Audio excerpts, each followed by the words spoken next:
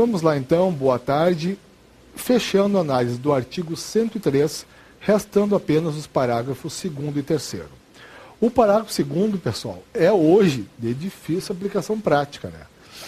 Veja o que ele diz: será contado em dobro o tempo de serviço prestado às Forças Armadas em operações de guerra. Então, isso aqui não é apenas serviço militar, é um serviço prestado em situação de guerra. Se isso se configurar, o tempo é contado em dobro. E veja que a disposição é genérica, mas eu estou dentro do artigo 103. Em dobro para efeitos de aposentadoria e disponibilidade. Não para todos os efeitos. Parágrafo 3º. É vedada a contagem cumulativa de tempo de serviço prestado concomitantemente em mais de um cargo ou função de órgão ou entidade dos poderes da União, Estado, Distrito Federal e Município, autarquia, fundação pública, sociedade de economia mista e empresa pública. Vamos entender isso aqui. Último dispositivo aqui do capítulo, olhem só. E é bem simples, é a vedação ou contagem de tempo cumulativo em virtude de serviço público concomitante. Veja aqui. Servidor, é muito simples mesmo, é para evitar dúvida, de 1997 a 2002, ele, numa hipótese de acumulação autorizada pela Constituição no 3716, ele exerceu um cargo na esfera federal e outro cargo numa esfera municipal. Então, a grosso modo, vamos dizer que ele entrou aqui em 1º de janeiro e aqui eu estou em 31 de dezembro. Ou seja, nós fechamos 6 anos aqui. O que o dispositivo veda? Ele veda a contagem de tempo cumulativa de tempo de serviço prestado concomitantemente. Ele veda e não permite que o servidor some os 6 anos no cargo federal com os 6 anos no cargo estadual para dizer que durante esse período, de fato, de 6 anos, ele tem 12 anos de serviço público. Então, se ao mesmo tempo ele teve mais de um vínculo, não pode somar os respectivos períodos para criar um tempo inexistente. Vai se considerar, nesse caso, o quê?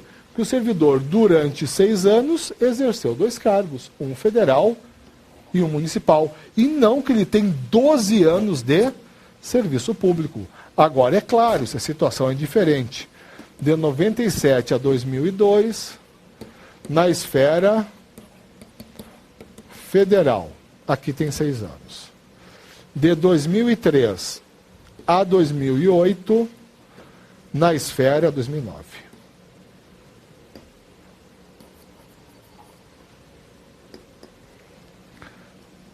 Na esfera municipal, aqui tem mais 6 anos. Aí sim, aqui eu não tenho tempo de serviço concomitante, mas consequente. Aqui eu tenho 6 anos na esfera federal e depois 6 na esfera municipal.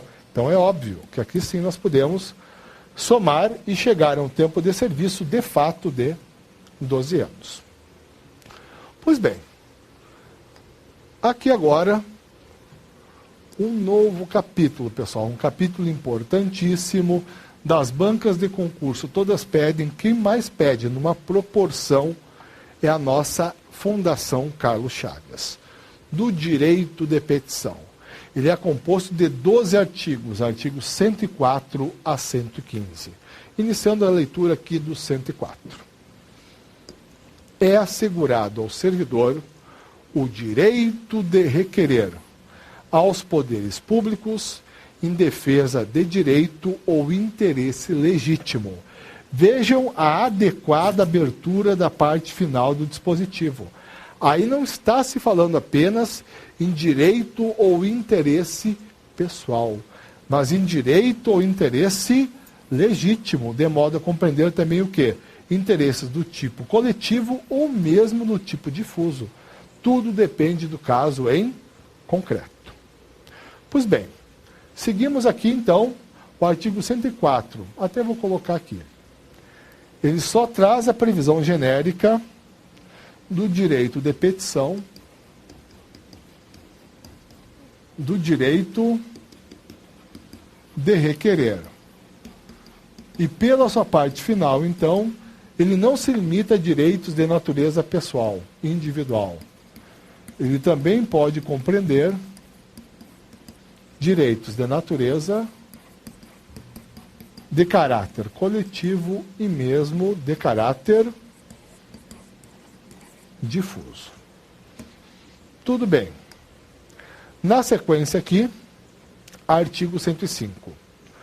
O requerimento será dirigido à autoridade competente para decidi-lo e encaminhado por intermédio daquela a que estiver imediatamente subordinado o requerente. Então vamos lá, destacando as expressões mais relevantes. O requerimento será dirigido à autoridade competente para decisão, para decidi-lo, e encaminhado por intermédio daquela que estiver imediatamente subordinado o requerente.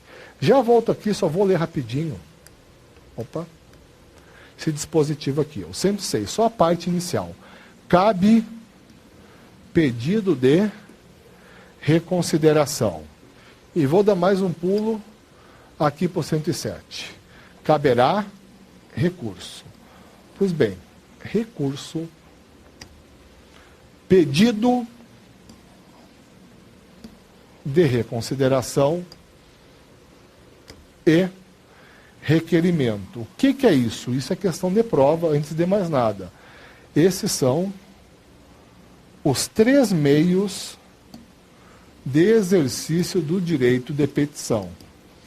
Então, numa leitura conjunta do artigo 105, 106 e 107, eu tenho 3 meios na 812 para o exercício do direito de petição, cada um com as suas regras próprias, como a gente vai analisar agora.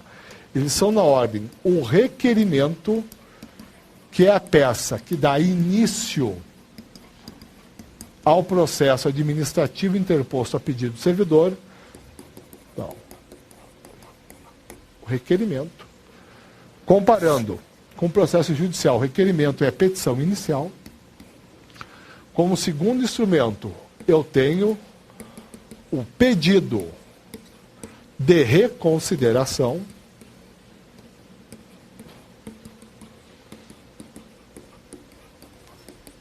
e, por fim, o recurso. Então, está definidos os 3 meios de exercício do direito de petição: requerimento, pedido de reconsideração e recurso. Vamos voltar agora para o 105, que tem mais coisa para a gente destacar aqui do dispositivo. Vou ler novamente. O requerimento será dirigido à autoridade competente para decidi-lo e encaminhado por intermédio daquela a que estiver imediatamente subordinado o requerente. Vejam só. São duas competências diferentes. Vamos agora, então, só do 105. Opa.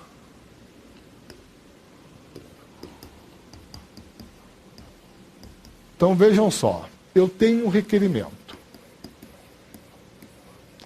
O encaminhamento, a formalização, o procedimento para apresentação do requerimento passa necessariamente pela chefia imediata do servidor. Por sua vez, o requerimento é dirigido, aí é evidente, à autoridade competente para proferir a decisão.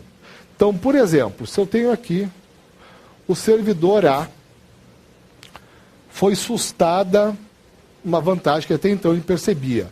Ele se voltou contra essa situação e resolveu fazer um requerimento.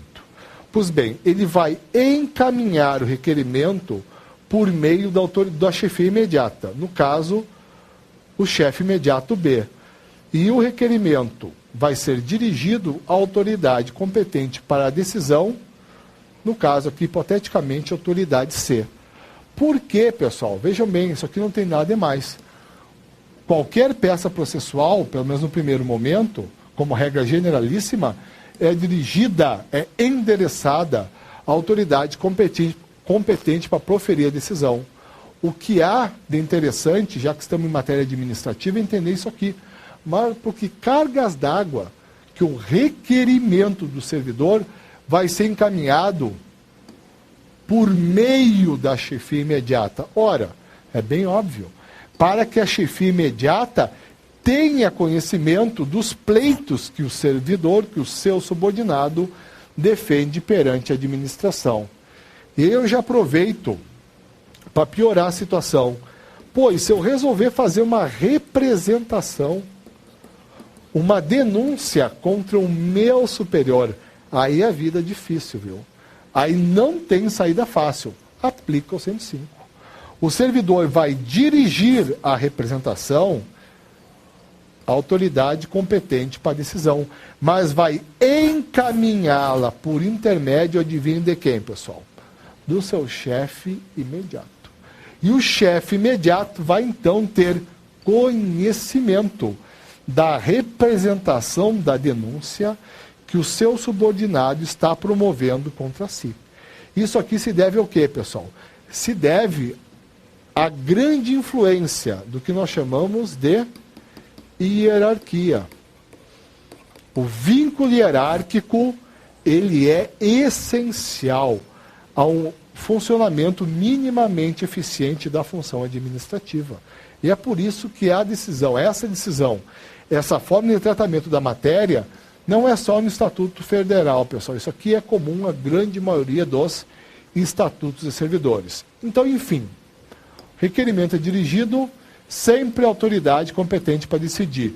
E ele é encaminhado sempre por intermédio da chefia imediata do servidor, seja qual for o conteúdo, direito, interesse, objeto do requerimento.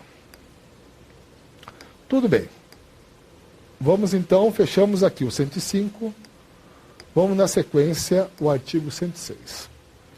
Cabe pedido de reconsideração à autoridade que houver expedido ato ou proferido a primeira decisão, não podendo ser renovado.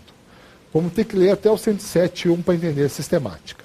Então, por exemplo, só vamos frisar aqui que cabe pedido de reconsideração uma vez só, porque não cabe renovação. Parágrafo único.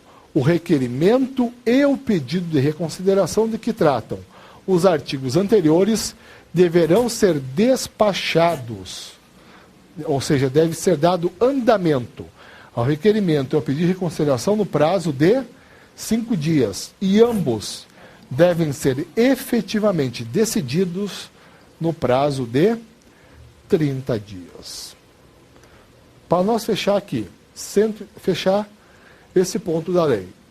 Artigo 107. Caberá recurso. 1. Do indeferimento do requerimento, do indeferimento do pedido de reconsideração. Não cabe recurso diretamente contra o indeferimento do próprio requerimento, e sim do pedido de reconsideração interposto contra o indeferimento do requerimento. Vamos ler o 2. 2. Das decisões sobre os recursos sucessivamente interpostos. Então, pessoal, essa é a sistemática aqui, ó.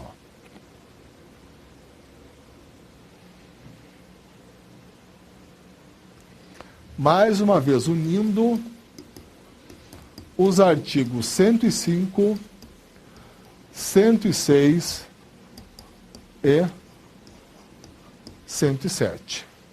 Certa autoridade pratica um ato ou profere uma primeira decisão, que aí seria, essa primeira decisão, seria a decisão do requerimento. Para facilitar aqui nosso exemplo, eu vou tirar essa primeira hipótese, que primeiro praticou o ato.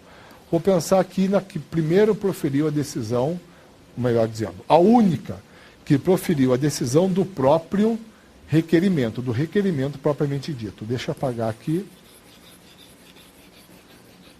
Então tá, eu tenho uma autoridade que proferiu a decisão do requerimento. Pois bem, contra esta decisão é cabível a interposição de pedido de reconsideração. O pedido de reconsideração vai ser encaminhado por intermédio de quem? Sempre por meio da chefia imediata do servidor. Nós sabemos, né, que o próprio requerimento se aplica isso aqui. Ele é encaminhado por meio da chefia imediata do servidor e ele é endereçado, ele é dirigido à autoridade competente para proferir a decisão. Pois bem, isso vale para o requerimento e para o pedido de reconsideração. Só quero destacar. Então, houve uma decisão de um requerimento expedido, requerimento apresentado pelo servidor. A decisão indeferindo o requerimento. Contra essa decisão, o servidor apresentou um pedido de reconsideração. O pedido de reconsideração, tal como o requerimento encaminhado por intermédio da chefia imediata do servidor. E é dirigido a quem? A autoridade competente para decidi-lo.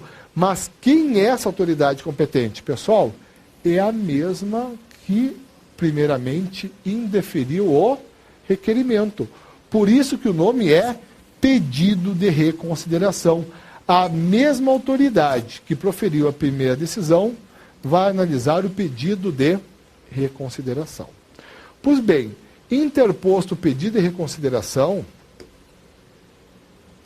deixa eu tirar aqui.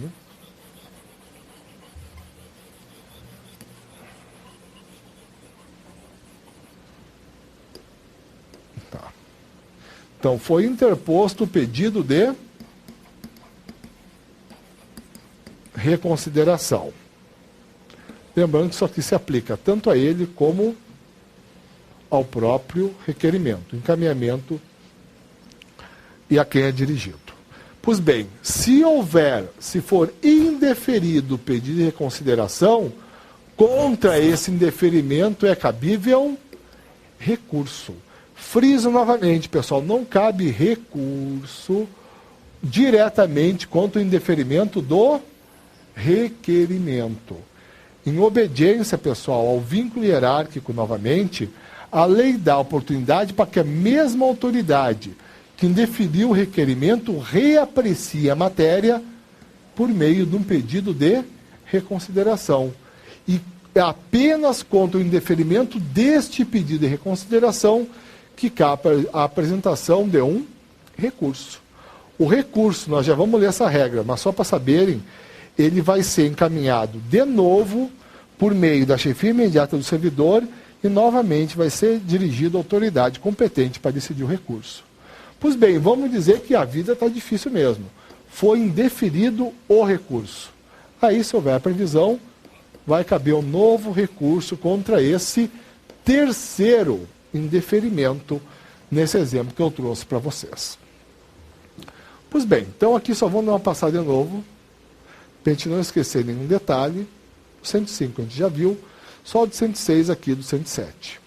Então, 106, cabe pedido de reconsideração à autoridade que expediu o ato ou proferiu a primeira decisão, não podendo ser renovado. E o parágrafo único, prazo, sempre é bom de memorizar. O requerimento e pedido de reconsideração de que trata os artigos anteriores deverão ser despachados, encaminhados, ser dado andamento no prazo de 5 dias e decididos no prazo de 30 dias. Vejo que essa regra não é para o recurso, é só para o requerimento e para o pedido de reconsideração. Novamente, 107. Então, as hipóteses de cabimento do recurso. Caberá recurso do indeferimento do pedido de reconsideração e das decisões sobre os recursos sucessivamente interpostos. seja indeferido no recurso, pode eventualmente caber um novo recurso. Indeferido o recurso, pode eventualmente caber um novo recurso. Então, não é apenas das decisões, na verdade, é do indeferimento, nesse caso, de recursos anteriormente apresentados. Seguimos aqui parágrafo 1º do artigo 107. O recurso será dirigido à autoridade imediatamente superior a que tiver expedido o ato ou proferido a decisão. Essa é a autoridade competente para sua apreciação. Aquela autoridade que na hierarquia é imediatamente superior a que tiver expedido o ato ou proferido a decisão, que, lembrando de novo, também é a mesma que apreciou o pedido de reconsideração. Seguindo aqui, e sucessivamente, em escala ascendente às demais autoridades. Então, vejam, pessoal, essa é a norma no que toca a competência por recurso. O recurso vai ser dirigido sempre à autoridade imediatamente. Cuidem isso aqui, se tirar isso aqui numa alternativa está errada. A autoridade imediatamente superior a que praticou o ato, proferiu a decisão, lembrando que essa autoridade é a mesma que tem a competência para apreciar o pedido de reconsideração e, sucessivamente, em escala ascendente, às demais autoridades. Então, interposto um recurso, ele é dirigido à autoridade imediatamente superior a que expediu a decisão recorrida. Tudo bem. Se for negado esse recurso e houver a possibilidade de um segundo recurso, ele vai ser dirigido à autoridade imediatamente superior a que apreciou esse primeiro recurso e assim sucessivamente. Aqui, ó. A regra do encaminhamento é absoluta. Olhem só, parágrafo 2º. O recurso será encaminhado por intermédio da autoridade a que estiver imediatamente subordinado o requerente. Tranquilo, aquilo que nós tínhamos apresentado no exemplo. Pois bem, pessoal, na sequência, nós temos o artigo 108. O prazo para interposição de pedido de reconsideração ou de recurso é de 30 dias. A contar da publicação ou da ciência pelo interessado da decisão recorrida. Vejam só, eu sei que quem não trabalha com direito processual, às vezes pode começar a se enrolar. Eu vou voltar aqui, ó. Olhem só. O que está tratando o parágrafo único do artigo 106? Ele fala em requerimento e pedido de reconsideração. Ele está falando em prazo para quê? Prazo para que o requerimento e o pedido de reconsideração sejam despachados, sejam encaminhados à autoridade competente para a decisão, e o prazo para que seja proferida a própria decisão. O prazo para que sejam despachados o requerimento e o pedido de reconsideração é de 5 dias. O prazo para a decisão é de 30 dias. É isso que está falando o parágrafo único do 106. O 108 está tratando de prazo, mas é de um prazo diferente. Primeiro, não é o prazo para o requerimento. É o prazo para o pedido de reconsideração e por recurso. Mas prazo para quê? Pessoal, para a própria apresentação. Então, a ordem da lei não é lógica, pessoal. Então, o primeiro prazo que deveria vir é o prazo para interposição, que está tratado aqui no artigo 108. E depois esse prazo para apresentar pedido de reconsideração, por exemplo, é que a lei deveria falar o que ela fala antes. O prazo para despachar o pedido já apresentado e, uma vez despachado, isso está certo, o prazo para expedir a decisão. Então, só ilustrando aqui, para não se perder, pedido de reconsideração. Ele deve ser apresentado pelo interessado no prazo de 30 dias. Uma vez apresentado, eu volto no parágrafo único do 106. ele deve ser despachado em 5 dias e decidido em 30 dias. Então tá, voltando aqui agora para o 108. Aqui agora, basicamente, mera leitura. O prazo para interposição do pedido de reconsideração ou do recurso é de 30 dias a contar da publicação ou da ciência pelo interessado da decisão recorrida. Aqui não consta esse prazo, então, de 30 dias para interposição, é para o pedido de reconsideração ou para o recurso. Ele não vale para o próprio requerimento. Daqui a pouquinho nós vamos encontrar o prazo para interposição do requerimento, que são os próprios prazos de prescrição previstos na lei, aqui, salvo engano, no artigo 110. Então, tranquilo, por enquanto, artigo 108, para apresentar um recurso ou pedido de reconsideração, o prazo é de 30 dias a contar ou da publicação ou da ciência pelo interessado da decisão contra a qual ele recorre. Seguimos aqui, pessoal. 109. Isso aqui é complicado. Tu analisar numa literalidade esse capítulo é complicado. Olhem só. Artigo 109. O recurso poderá ser recebido com efeito suspensivo, a juízo da autoridade competente. A crítica, pessoal, que se faz esse 109 no caput, é que esse efeito suspensivo não teria por que tu reconhecer ele por próprio requerimento ou por próprio pedido de reconsideração. Então, por exemplo, aqui, ó. Vamos dar um exemplo aqui do artigo 109, caput. Vamos dizer que um servidor, ele tinha a remuneração dele composta nos seguintes termos. Ele tinha o vencimento básico fixado em 800 e tinha uma decisão administrativa, entendia que ele tinha direito a uma vantagem pecuniária no valor de 1.200. Havia um entendimento que ele tinha essa vantagem pecuniária. Mas esse entendimento foi alterado pela administração. A autoridade competente praticou um ato declarando que o servidor não tinha mais direito a essa vantagem pecuniária. Pois bem, contra este ato aqui praticado pela autoridade, o servidor pode expedir um pedido de reconsideração. Que vocês vejam que do total de R$2.000 que recebe esse servidor, 60% é essa vantagem aqui que ele não vai receber. Vai sobrar até 40%. Ou seja, é muito grave para a situação pessoal do servidor perder, não perceber mais aquela vantagem. Está aqui. Mas foi o que decidiu a administração. Pois bem, numa lógica evidente, deveria ser previsto o quê?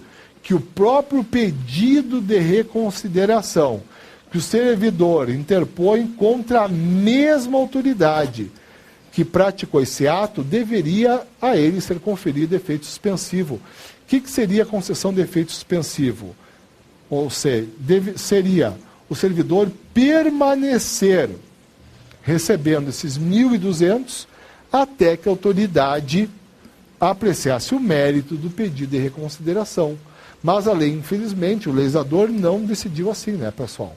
Ele previu o efeito suspensivo, e é isso que eu tenho que guardar para a prova, apenas para o recurso. Vou ler de novo, então, o caput de 109. O recurso poderá ser recebido com efeito suspensivo, a juízo da autoridade competente. Ela, então, que perante a situação em concreto, vai analisar se é caso ou não, competência discricionária, está bem claro aqui, conceder ou não efeito suspensivo, uma vez apresentado e recebido o recurso. Fechando aqui o 109, pessoal, parágrafo único. Em caso de provimento, seja, quando houve o deferimento no mérito, houve o deferimento do pedido de reconsideração ou do recurso, os efeitos da decisão retroagirão à data do ato impugnado. Então aqui também, tá, pessoal, cabe uma crítica, que é não prever esse efeito retroativo também por requerimento. Mas usando aquele mesmo exemplo, vamos dizer que foi praticado o ato declarando que o servidor não tinha mais direito a receber aqueles 1.200 em 1º de janeiro de 2000. Aí o servidor apresentou um pedido de reconsideração, que foi julgado em 1º de março de 2000. Reconhecendo que, na verdade, o primeiro entendimento estava errado. Ele deve receber aquela vantagem pecuniária. Então, daqui para frente, ele vai voltar a receber novamente aqueles 1.200. Mas não só isso. Os efeitos da decisão do pedido de reconsideração, bem como do eventual recurso, vão retroagir a data do ato impugnado, que no caso foi 1º de janeiro de 2000. Significa que o quê? Que por esse mês de janeiro e pelo mês de fevereiro, que o servidor não recebeu os 1.200, agora vai receber. Por esses 2 meses em que ele deveria ter recebido e não recebeu, em virtude do efeito retroativo, ele vai receber um valor de 2.400. Claro, isso tirando o juro ou eventuais atualizações monetárias. Pois bem, só deixa eu colocar aqui. Paro aqui, pessoal. Na próxima aula, a princípio uma aula mais curta, nós vamos nos limitar a encerrar o capítulo pertinente ao direito de petição, artigo 110 a 115 do Estatuto. Obrigado e até lá.